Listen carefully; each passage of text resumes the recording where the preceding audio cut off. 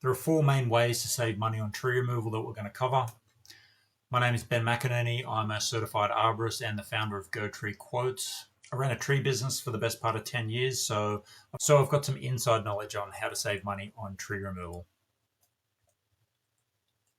So first up, we've got access.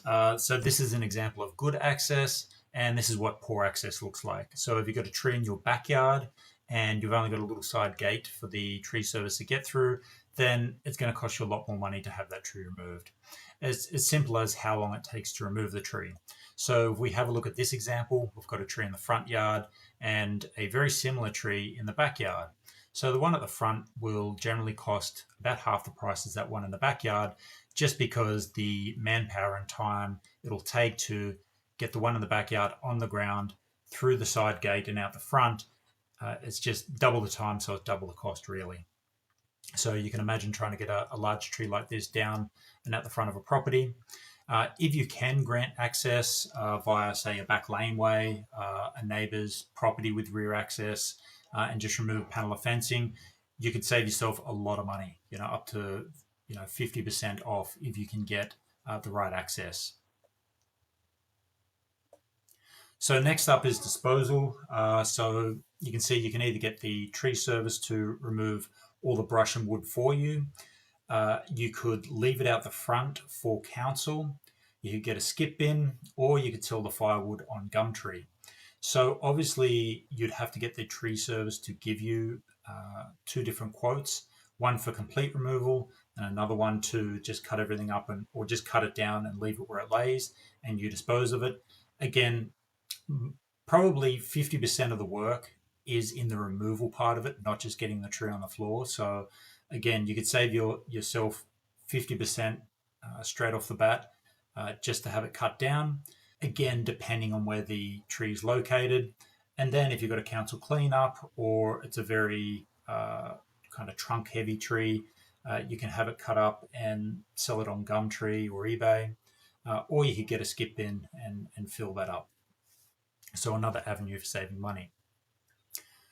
Now this next one's a big one. So you've got an arborist with their equipment, very heavy equipment. And then you've got someone like a gardener or a local lawn service and their equipment. There's a big difference between these two companies. So a gardener or a lawn service would take a 5-meter, 15-foot tree, and they could probably remove it for about $200, $250. Anything above that, you would need to get an arborist. But if an arborist was to take down the exact same tree of this size, say a 5-meter tree, it'd probably cost you closer to $500.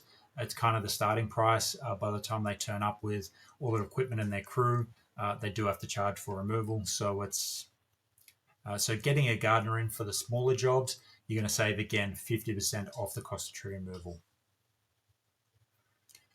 But I do need to stress that an arborist is a professional in tree removal. If you do have anything near power lines, close to the house, anything where you think damage might occur while taking it down, you really do need to consider getting a professional arborist in.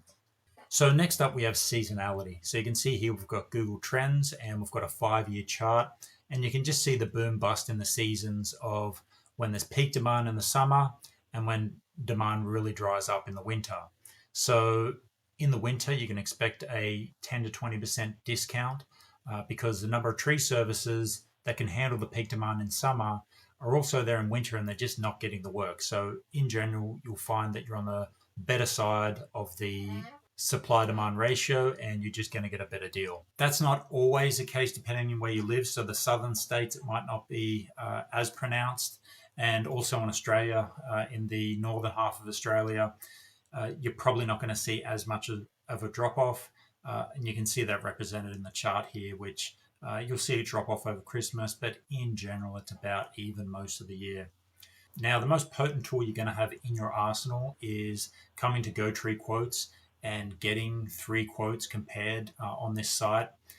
We've been operating for the last 10 years. We rely on user feedback to tell us who the go-to local arborists are. So any arborists that we recommend, they've all been heavily vetted. We make sure that they're certified arborists, they've all got the proper insurance, and customers are getting a good deal. So if all those three things in place, then we're currently recommending them. To see who the recommended arborists are, just enter your postcode. In Australia, it would be zip code in the USA. Just tell us a little bit more about the job, the size of it, whether you have council approval, and exactly where it is. And just give us a few contact details. We then forward those details onto the best three local arborists, and they'll be in touch to give you a firm price on the job. So that's it from me. Best of luck with your tree job. This is Ben.